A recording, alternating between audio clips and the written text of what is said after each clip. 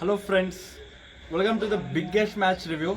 So బేసిక్గా India Pakistan అంటేనే ఊర్లలో ప్రజలు ఎట్లా టీవీకి తతుక్కుపోయి చూస్తుంటారు, ఎవరైనా ఫంక్షన్ పిలిచిన పోయే పరిస్థితి ఉంటుంది.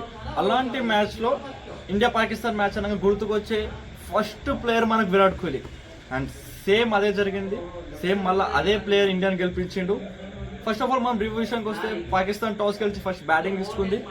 వాళ్ళు స్టార్టింగ్లో మన బాబర్ అజం వాళ్ళంతా అవుట్ అయినాక చాలా మంచి పార్ట్నర్షిప్ వచ్చింది మధ్యలో వాళ్ళకి. సో దాని తర్వాత మళ్ళీ టప్ప ఇండియన్ బౌలర్స్ వికెట్ తీసుకుంటూ వచ్చారు. మెయిన్లీ కుల్దీప్ యాదవ్ తర్వాత చాలా మంచి బౌలింగ్ వేసిండు.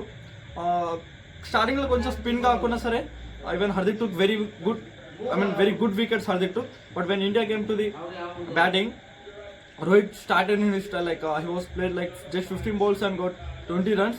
And at the same time, Shubman Gill ఎప్పటికి ఆడుతున్నట్టే చాలా మంచి గేమ్ ఆడిండు. రోహిత్ అవుట్ కాగానే వచ్చిన కింగ్ కోహ్లీ స్టార్టింగ్లో కొంచెం మెల్లమెల్లగా ఆడినా కానీ ఎప్పటిలాగానే ఫామ్లో లేడు అన్నా కానీ తన ఫేవరెట్ టీం పాకిస్తాన్ పైన he got century, wonderful century. Last time India ఎట్లయితే గెలిపించిండో సేమ్ మళ్ళీ అదే విధంగా గెలిపించేసిండు.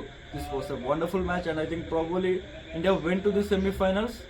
And same like that what every time what Virat Kohli did, he did the same. మనం రివ్యూ అంతా చెప్పుకోవాలంటే విరాట్ కోహ్లీ గురించి చెప్పుకోవాలి కాబట్టి he is the king. He's always he is the king.